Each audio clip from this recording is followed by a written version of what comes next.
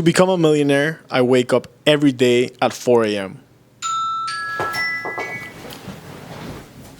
I run to my couch, I sit down, and I meditate for 45 minutes. Right after I'm done meditating, I go to the floor and I do 200 push-ups. And right after my push-ups, I run to my desk, I sit down, and I trade Forex for 4 to 5 hours. I'm kidding, I don't do any of that. To become a millionaire, my life is much simpler than that. I have read many personal finance books, but my all-time favorite is I Will Teach You to Be Rich by Ramit Sethi. This book taught me that I will in fact become a millionaire. And to do so, I follow the following 5 steps, which are also the main 5 takeaways of the book. And hopefully you can apply as well. Let's get to it. So the first tip is optimizing your bank and your credit cards. This might not sound like something super important, but it's really applicable for step number 5. But optimizing just means that you have something that it's really cheap and that it's efficient in communicating with each other. So for me, I have Citibank for my day-to-day checkings. You probably have whatever you open with your parents the first time you open a bank account, which is my case. And then for savings, I have Capital One, and for investments, I have Fidelity. As far as credit cards, I have only one, which is my American Airlines Advantage, which I did a video on. Plus, I do have Bilt for paying rent, which I also have a video on. It might not seem super important, and it does take a little bit to set up all the different accounts, but it's crucial that you do it for all the other things. The second part is having 2 categories that you like to spend your money on. For me, the first one is rent. I live in an area in Miami that is pretty centrally located, but more importantly, I live by myself in an apartment that is pretty decently sized. I could have a roommate and save a lot of money there, which might be the right choice, but for the time being, I decided that this is one of the categories that I want to spend my money on. And the second category is going out.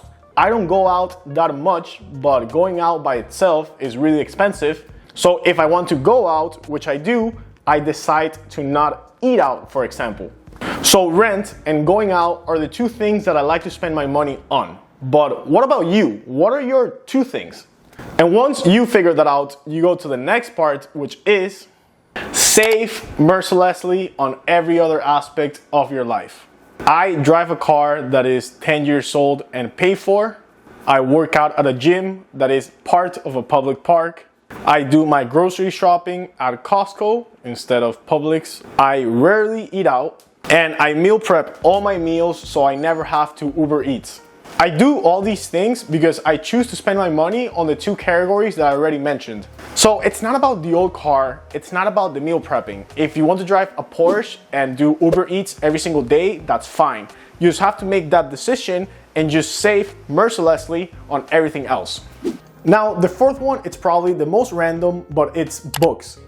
In the book, Ramit Sethi mentions that when he was in college, he had a scholarship that paid for every single book that he wanted to get.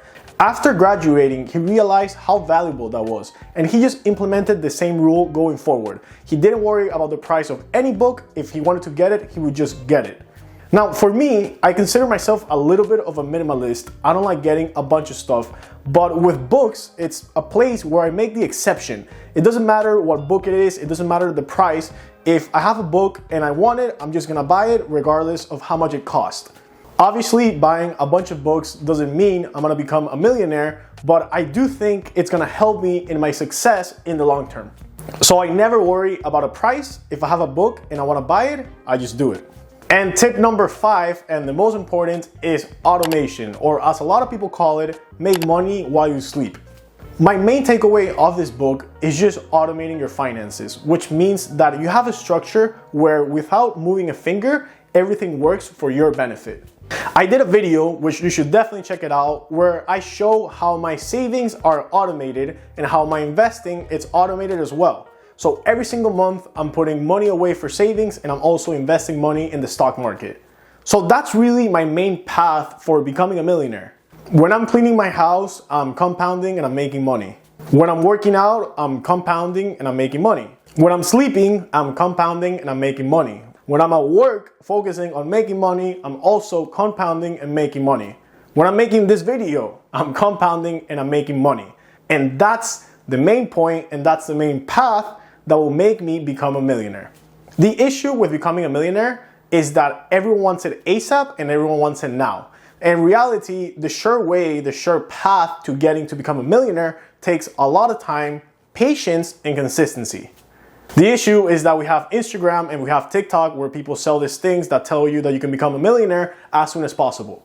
And that's not the way. I know that through consistent investing, I know that through a few personal finance habits, those are the things that will guarantee me to become a millionaire in the long term. Now, if I sell a huge company tomorrow, or if I win the lottery, I will become a millionaire closer to now. But if none of that stuff happens, I know that through all the things that I'm doing right now, and you can do as well, you will become a millionaire in the long term. So hopefully this helps, and hopefully you apply the tips and we can all be millionaires in the future. Thank you so much for watching, and I'll see you next time. Peace.